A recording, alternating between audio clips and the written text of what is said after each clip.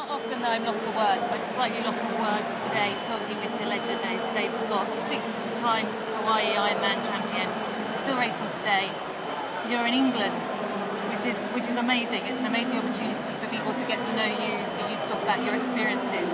So what's your initial thoughts at London Triathlon today? Well, just look at this arena, Annie. I mean, it's spectacular. I mean, 13,000 people. I mean, it's staggering. I knew it was the largest event in the world when I was coming over here, and I haven't been here in 20 years. I did a clinic in Cambridge, and I was looking back, and actually a couple of the old guys came up and said, "Oh, I was at your clinic," and it was actually 1987, 21 years. So when I look at this race today and just the grandeur and magnitude of this race and how they've orchestrated, it's phenomenal. I mean, it's just phenomenal. We started way back in the 70s, and we used to have little tiny bike racks and 6 people there and your family cheering, but not like this. And you're not just here to talk about your experiences, you also took part this morning in a relay leg. Well, sort of. I was sort of. I did see you creep out second. Well, I was just behind swim expert Dan Bullock. So. Well, he took off, and actually, as we were in that big sea of people again, I was getting nervous in the swim, and I said, "Why am I doing this?" But once the gun goes off, regardless of my age or background, I still have that competitive spirit. So I saw the first guy take off, and he actually kicked me in the goggles, which reminded me I was in the race.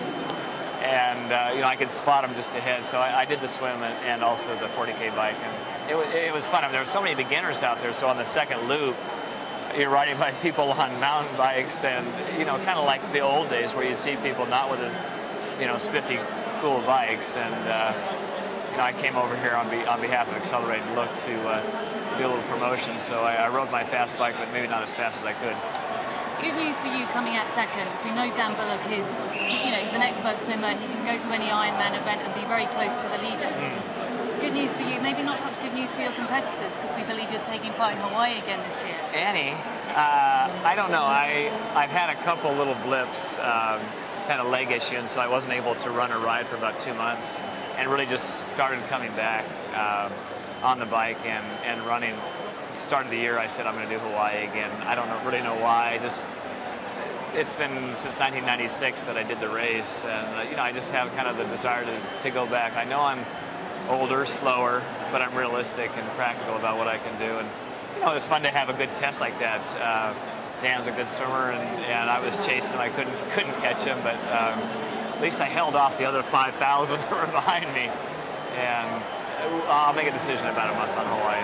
What is it about Hawaii? I mean, there's the obvious reasons, but what is it about Hawaii that just keeps calling people back year after year? Natasha Badman's, she's had all sorts of problems, but she said that she's going to be there again this year, and she's in her early 40s. Right.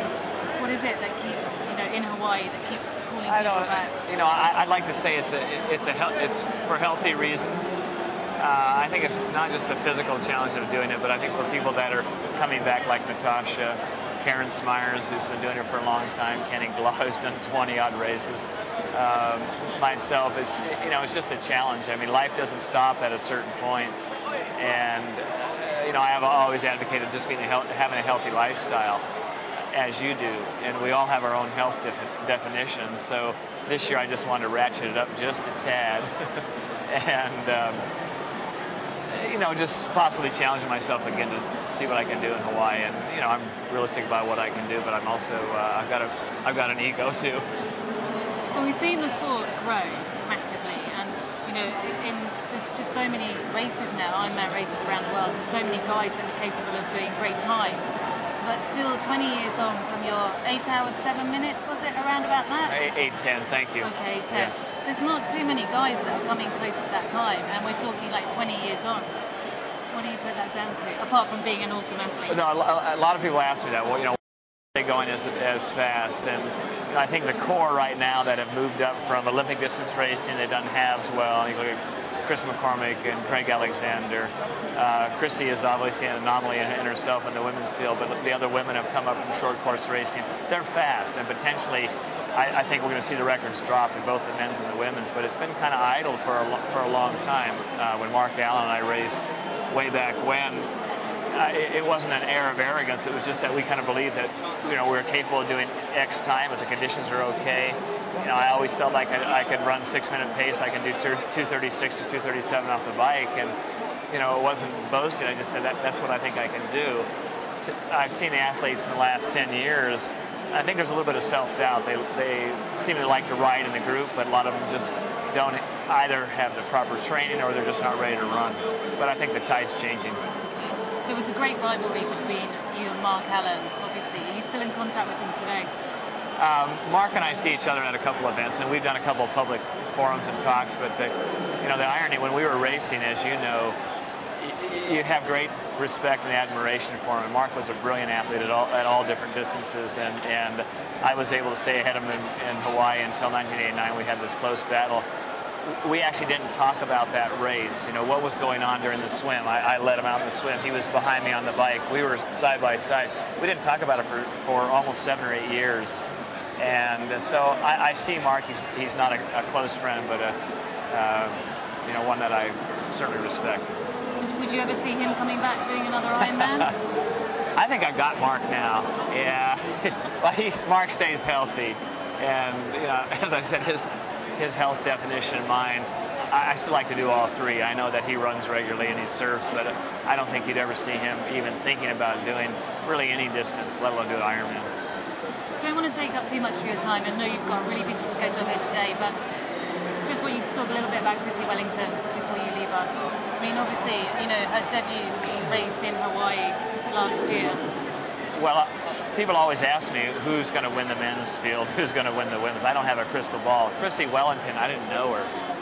And when I saw her on the bike, she has a really nice cadence. She's very smooth. Her hips are just perfect. You watch someone rhythmically, and you say, well, they're very economical, and she's even better on the run.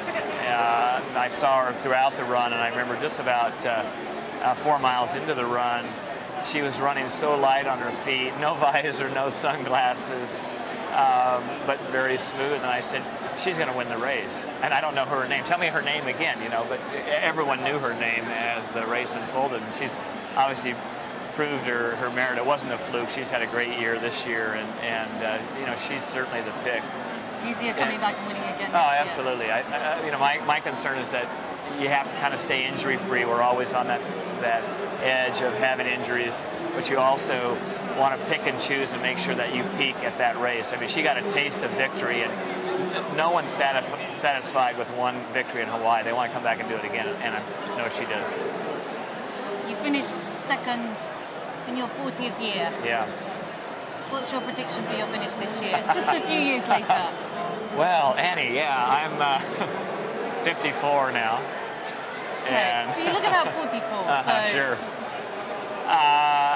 I know on the swim, if the conditions are decent, I could go 51 or 52, and the bike 440 something, 445, that would be decent. And my run, even though it's very unsightly, was always my ticket in Hawaii, and I still feel as though I can run under 3 hours. So we could be looking at top 10. Well, I don't know if top 10. Do your math. I don't know. We'll see. I mean, I have to get there, and right now I've got a long ways to go. I had a blood clot in my leg, and that kind of really curtailed me. So it's kind of a slow climb, and I'm running out of days right now. Okay. Well, we'll definitely be supporting you there, along with Chrissie Wellington. Thanks very much for talking with us. Thank you much.